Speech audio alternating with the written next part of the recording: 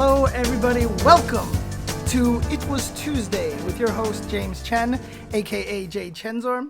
We just went through all of Aki's gameplay footage. Check YouTube for that. It should be up already. And thank you guys for continuing to watch and support the content over here. Please leave a message in the algorithm, for the algorithm, in the comments below for the algorithm, so I can continue to buy Nathan and Jasmine lots of nice cat things to actually get YouTube to recommend my videos more. So let's actually move on to Kaguya. And I'm sure a lot of people out there are like, who? What? Kaguya? What? Who? And this is the brand new character that they have introduced for the new Under Night In-Birth 2. So this is officially now called Under Night In-Birth 2. So I don't know if we're just shortening it to UNIB 2.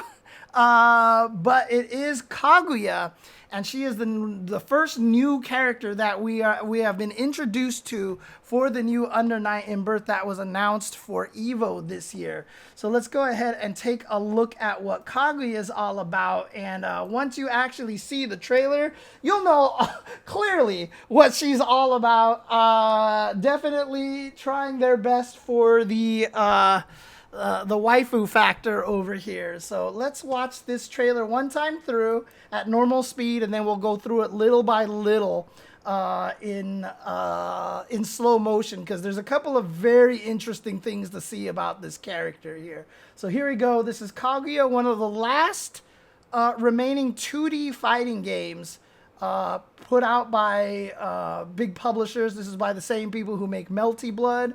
And so again, Under Night In-Birth 2, which is going to have rollback net code. Let's check this out.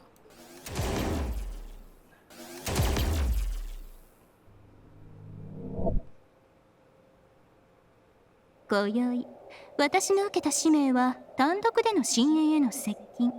そして深淵の付近より今宵の標的となる人物、英語の狙撃。まったく。上も気軽に無茶を言ってくれるものですね。Gun 私の名は characters. かぐや、リヒトクライスのイグゼクター、かぐやと申します。はい、おいたはそこまでにしてくださいませ。イグジスを荒らす悪しき行いは見過ごせませんから、ご理解いただけます？この白銀の銃弾は悪しきを見抜き、心清き者には無害ですから。鮮やかなりその見姿されど乗車必須の断りを表す定めなり。私の手にかかればこの程度きれいに片付けてみせましょう。 There we go. So coming in 2024, we've got another gun character. And for all of us who have dealt with Guilty Gear Strive, or Guilty Gear in general, after Elfelt and after Happy Chaos, and then people kept posting up the picture of another girl with a gun that they were all scared of, I guess, who gave everybody nightmares in another fighting game. I'm not sure which one it is, but apparently people are all terrified of, gun characters at this point in time, for good reason, because gun characters have, is it Arcana Heart? Is that what it is? Okay, that's what it is. So there you go. Oh yeah, Noelle wasn't particularly strong, so yeah, definitely it must be the Arcana Heart one, like she's in pink or something like that, I think. So, but standard intro over here again, but, this is by French Bread, the makers of Melty Blood. And as you can see, Under Night In-Birth 2, Sis Celeste.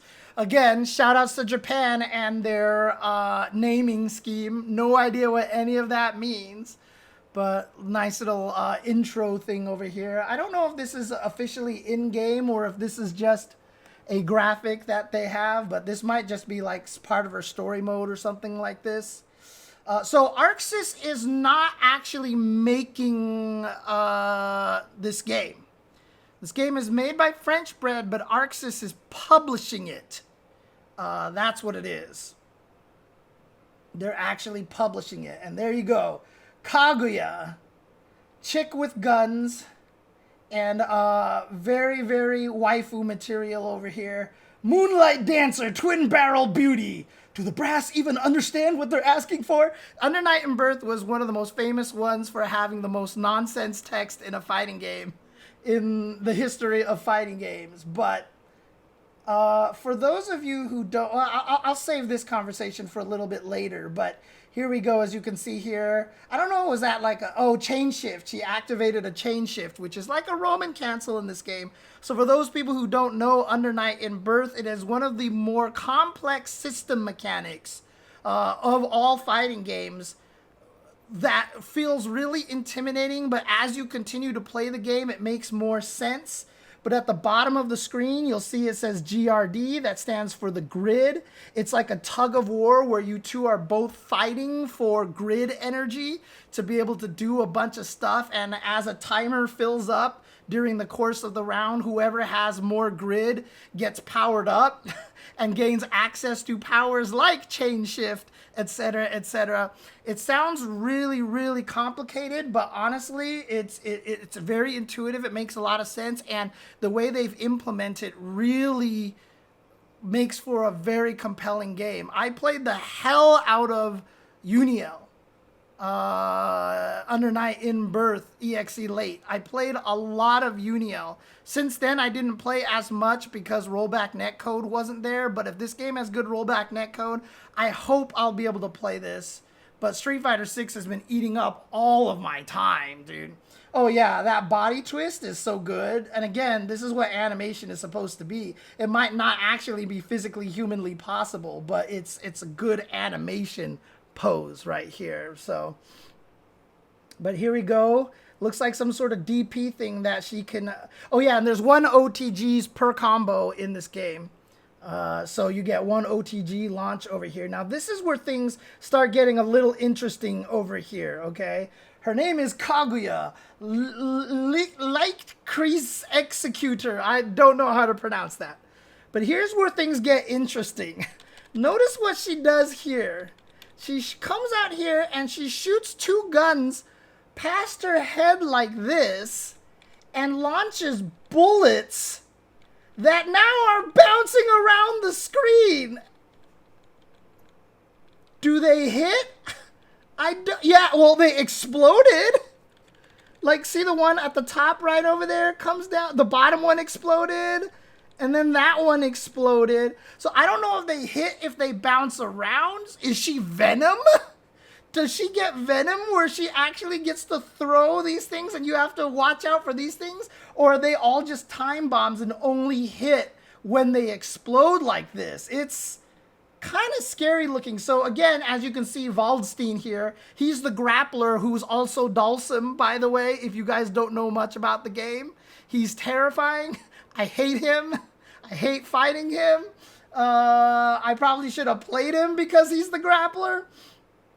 But yeah, this is a game. So when you watch Melty Blood is the game that's famously accused of having no drip, right? I mean, like, the characters all just look like very straightforward, regular human anime characters. Under Night in Birth is like their Darkstalkers, basically. It was like, oh, now we get to make everybody as crazy and wild as possible. So you get some of the craziest archetypes. The characters in this game are just absolutely insane. So here we go, activate into the forgot what that thing was called, but you get to go into the level 3 over here. So she's just blowing you up. Hilda is the zoner of the game, and you see her getting bodied over here. And here we go again. See, you see, she does it again right here. She goes into this combo, jump cancels, or no, goes into a super. That looks like a super activation where she actually shoots out those little bouncing balls again. The bouncing balls on, like, they don't look like they actually hit you. So now watching this in slow motion, it looks like the bouncing balls are going through everything. Oh my God, did she, like, wait a second. What happens here? Bouncing balls blow up really fast. That one blew up really fast. And she's keeping the combo going after it. And then another blow up. And then a juggle. Jesus Christ. She's going to have some crazy routes. Does she have a way to trigger those bouncing balls to explode automatically or something like that? Not sure, but here we go. A super activation, full screen shot, wall bounce into continued juggle. Maybe it's a proximity thing. Yeah, not sure, because here comes some more of those bouncing balls. And oh, speaking of bouncing balls, here I think she shoots some more bouncing balls here. No, she doesn't. Okay, I don't know why I said that at all. But you can see right there killing somebody with the super over there. So, but there you go. This is Kaguya. And she seems like it's going to be a very interesting character over here. And, yeah, very waifu material. Very waifu material. And coming 2024 is the game. She's going to be there by default. But it's weird that they haven't talked about this in such a big deal yet. But they actually say here, rollback netcode implemented. So there you go. This game will have rollback netcode implemented. It is a 2D fighting game. And honestly, was one of my favorite fighting games at the time, Under Night In-Birth EXE Late. I loved that game.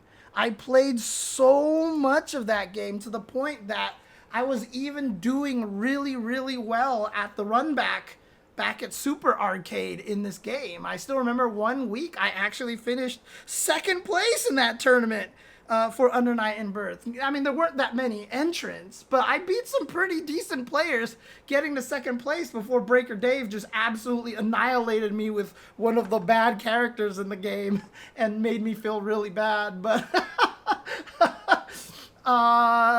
look, Under Night In-Birth is a fantastic game. I loved UNI. I thought it was one of the most intelligently designed fighting games.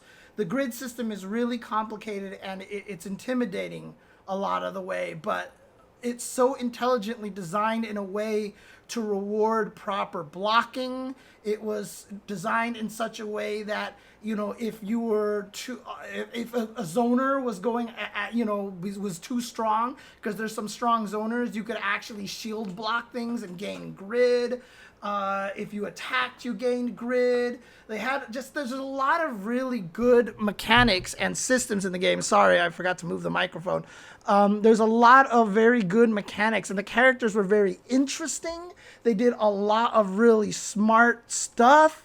The game was honestly one of my favorites, and for a long time, me and David would always find an excuse to mention Under Night In-Birth in every Tuesday show because he loved the game as well. And in fact, it was so popular at one point that it made it into the EVO official lineup just by the nature of people playing it and the community being really strong. If you actually see Shinobi on Twitter, he runs the event Climax of Night. That event it's basically the Under Night In-Birth event. Like, he created it to have an event that highlighted Under Night In-Birth first and foremost. So honestly, it's a game that has garnered a lot of passion and a lot of people who really, really enjoyed the game, as I did. Like I said, I stopped playing it because I couldn't play it online. Like, at all. We were at a point where we were playing all of the fighting games online, and like the character that I played had a combo that you would launch someone in the air and then link a jump charge C. So the instant I left the floor, I had to hit C and hold the C button to get the combo to work. The problem is, when I played online, I couldn't use the actual animation of me jumping to time that. I literally had to learn how to hit the button before I saw my character go into the air, and it messed me up so badly trying to play offline that I was just like, I can't do this anymore. I can't do this. So the fact that this is having rollback netcode is great. Now, the reason why I have this content creation part down here is because Kaguya trailer came out and someone on Twitter actually like tried to call out the entire Under Night community because they're like, Kizzy K is the only one covering Kaguya. Where is all the Kaguya coverage? You know, where's all the under night in birth coverage, etc., etc. Like, you under night in birth players are lazy, blah, blah, blah, blah. And like, dude, you can't get mad at anyone for not creating content, dude. Like, content creation is a tough world to be in, and it's not particularly lucrative either, unless you happen to have built up a really, really big fan base. Under Night in Birth is still a niche game. And while there's a lot of people out there who are playing it and who are very good at the game, like, they don't have any responsibility to create content for the game, honestly. Like, that's just the way it works. Having said that, there really isn't a lot of content out there created for Under Night Birth. If you guys actually remember, on Ultra Chen TV's YouTube channel, one of my friends from a while back, Henry Choi, aka Choi Sauce, who was a big fan of Under Night in Birth, took the time and did all the research for character guides, and the two of us streamed a bunch of Under Night in Birth character guides, and I put them up on YouTube. Weirdly enough, they still get views from time to time. Like, they're really, really old content, and they're still getting views. Like, that's an explanation. That's a sign of how little Under Night in Birth content there is out there. Honestly, is that these videos that we made like 10 years ago are still getting views to this day. I still get random comments being like, does this video still apply to the latest version, etc., etc. So it's tough. Now, I'm not saying content doesn't exist out there. There's a lot of people are making content, but it's just, I think what the people were complaining about is they wanted to see all the content. Like, where's everybody covering this all the time? You know, it's, but you can't expect that to happen, right? Because, I mean, unless, of course, they're just doing it just to do it, right? Obviously, there's a lot of people who are out there who are just going to make the content to help spread the love of the game. And Super Kokojin over here mentioning Lunar Phase out there. So I will jump to Lunar Phase over here. Lunar Phase Under Night. Let's see if I can find this over here. Lunar Phase Resurgence. Is Lunar Phase is I mean, here's their channel here. Unfortunately, I'm not super familiar with Lunar Phase's channel over here. So I'm just trying to see what they've got over here in terms of Under Night in Birth content over here. Yeah, so that's another thing that Gundam Jehudi Kai is saying there. There's a lot of uni content, if you look on the Japanese sites, just not easily accessible to Western viewers, unfortunately. So,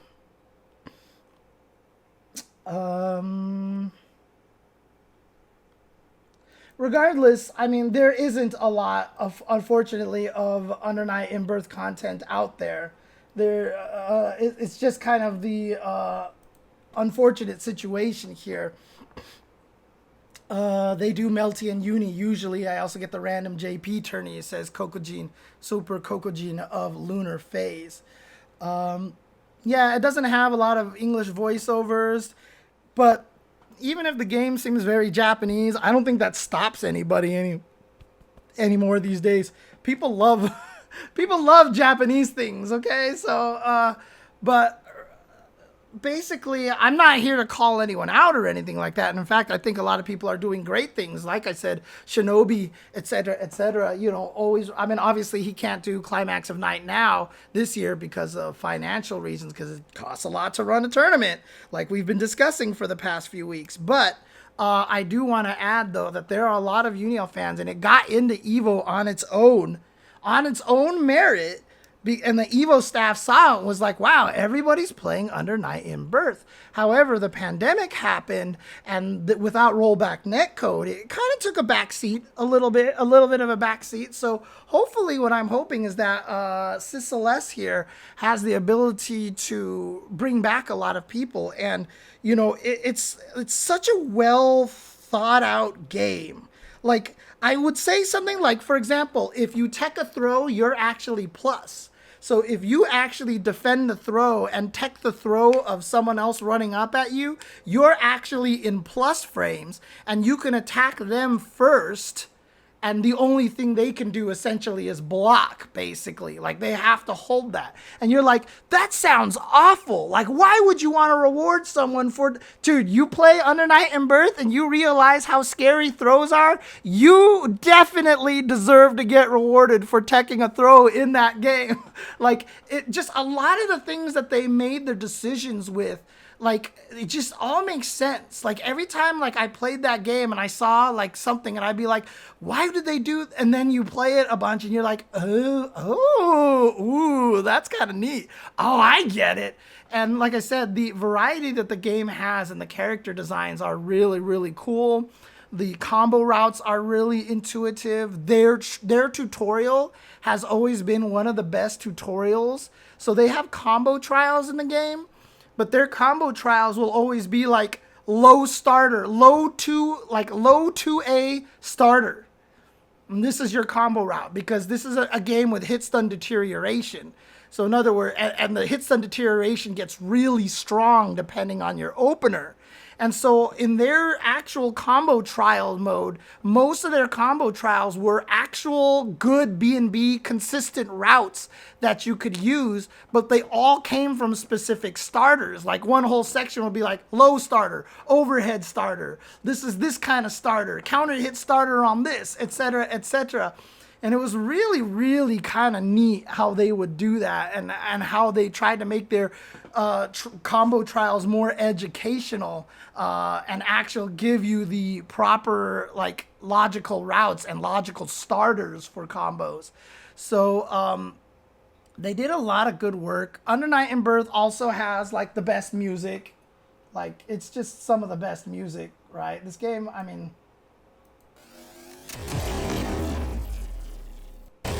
very jazzy music, and I love the music in this. So once we get this started, I'm just playing the trailer again. Kaguya. Alright, get out of here, Kaguya.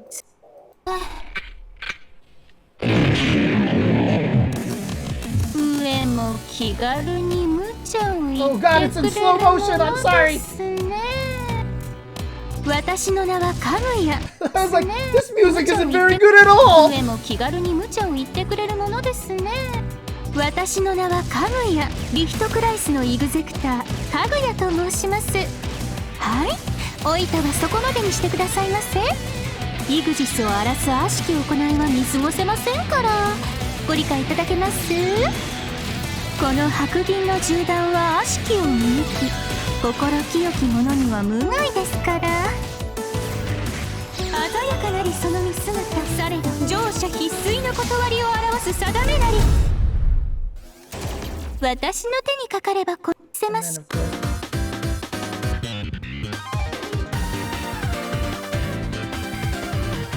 Really, I mean, the music in this game is really, really good. So, like, you guys will probably hear one of the best character select themes.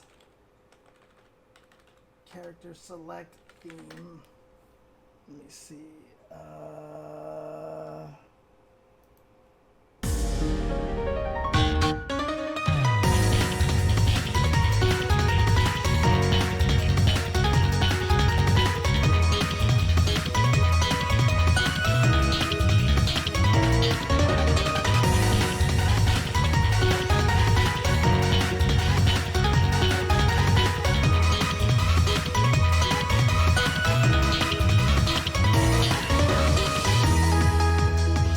This is the character select theme.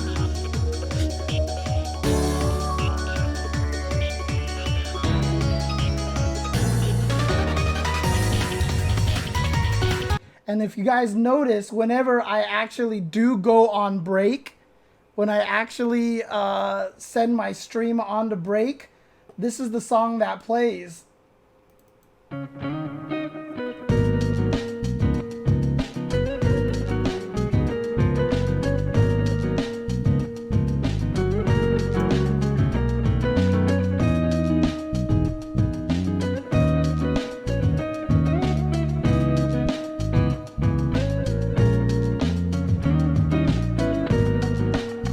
So good.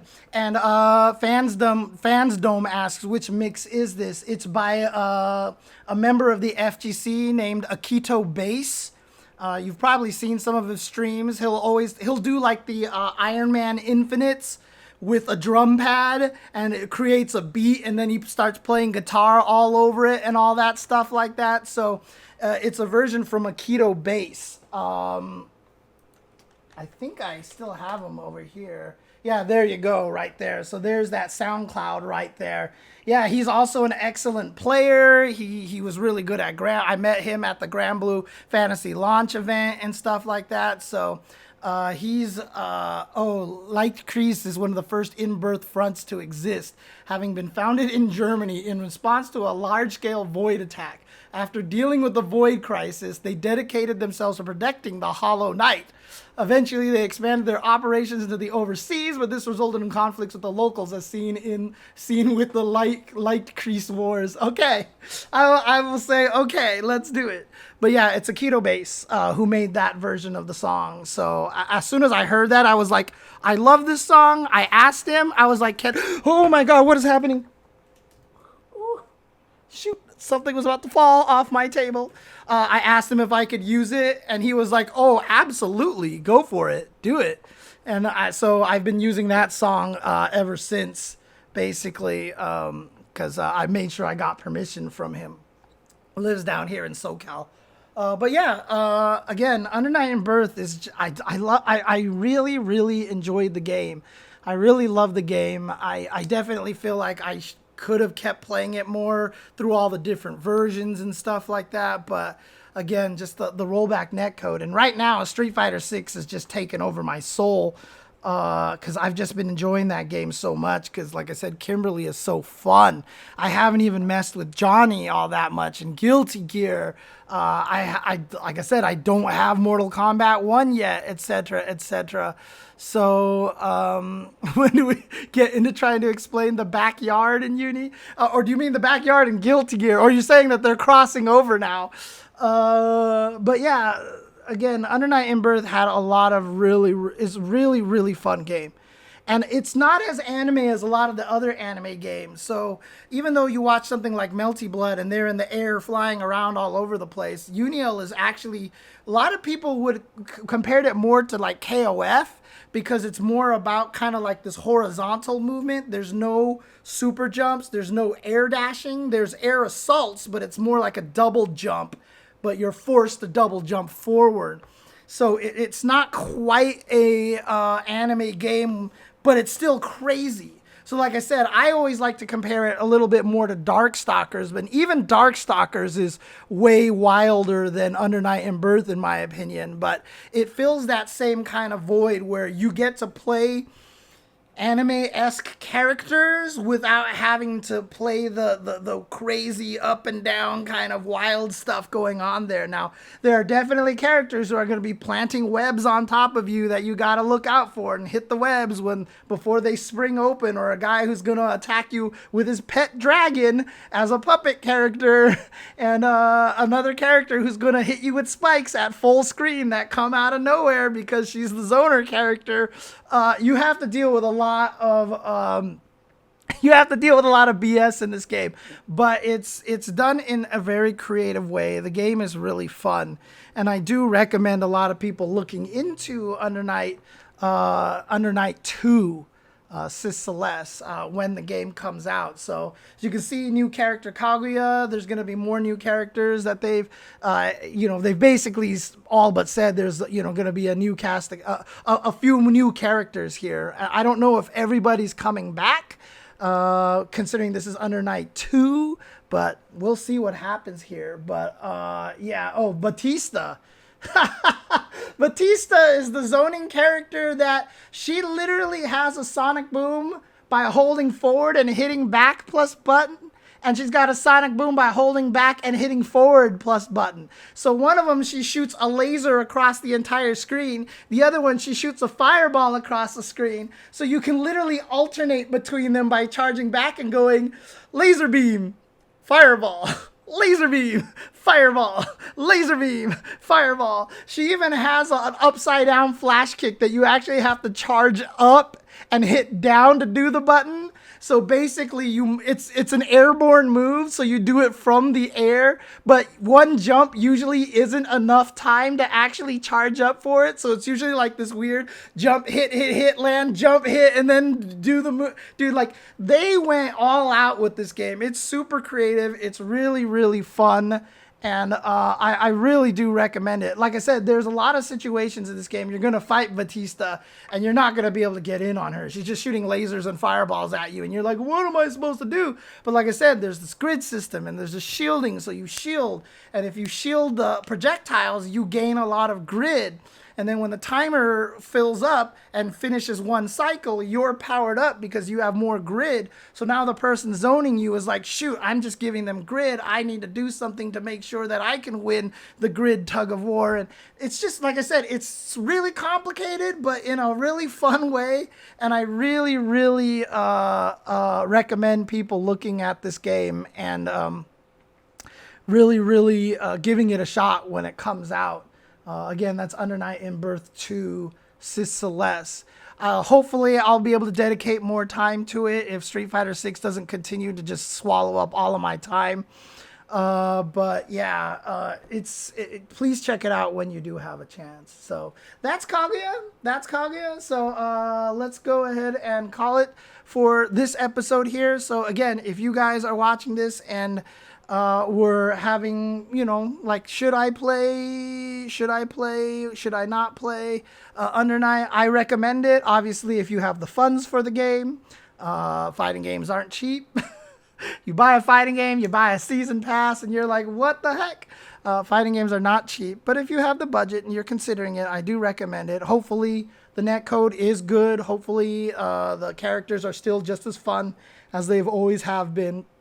But yeah, Power Ranger X. This is basically a brand new Under Night in Birth. This is the official Under Night in Birth 2, Sis Celeste. So just to be like, hey, look, here's a good starting point. You can jump into this game again. New characters. You're going to be learning new stuff, new moves for old characters, and it's got rollback. It's got rollback.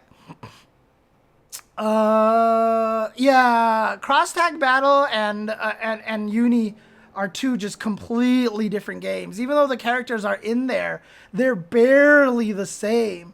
Like, I played Yuzuriha in BB Tag because I could actually play Yuzuriha in BB Tag.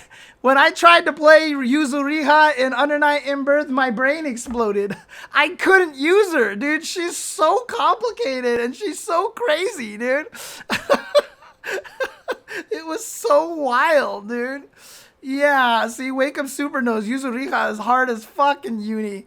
And yeah, so Gundam Duty Kai, all players who played certain characters in the original game could not use them in BB Tag at all because they were like completely different characters, dude. It was crazy. It was absolutely wild, dude. Oh man. But Yuzu, I mean, honestly, like she's female Johnny, dude. Like, how could I not love this character just by default? So when I saw her, I was like, this is the character I was meant to play. And then I tried playing her and I was like, I am not playing this character. And so I switched to Nanase, who was way simpler and way more basic to play. So that's who I went with. I mean, the main reason why I played Nanase is because she wasn't super complicated as a character and she had very good range, and so I was just like, I'm gonna pick a character with good range and plays a very simple basic game because I don't want to learn a super complicated character. I really enjoyed it. So Check that out when you guys have a chance. But otherwise, thank you guys for watching. If you want to see me talk about Fang and a couple of other Tekken 8 surprises, check out this video. It'll be up soon on YouTube as well. But outside of that, thank you guys for tuning in here on YouTube. For those of you on Twitch, stick around, don't go anywhere. But the day that this podcast graced your ears was the most important day of your life. But for me, it was Tuesday.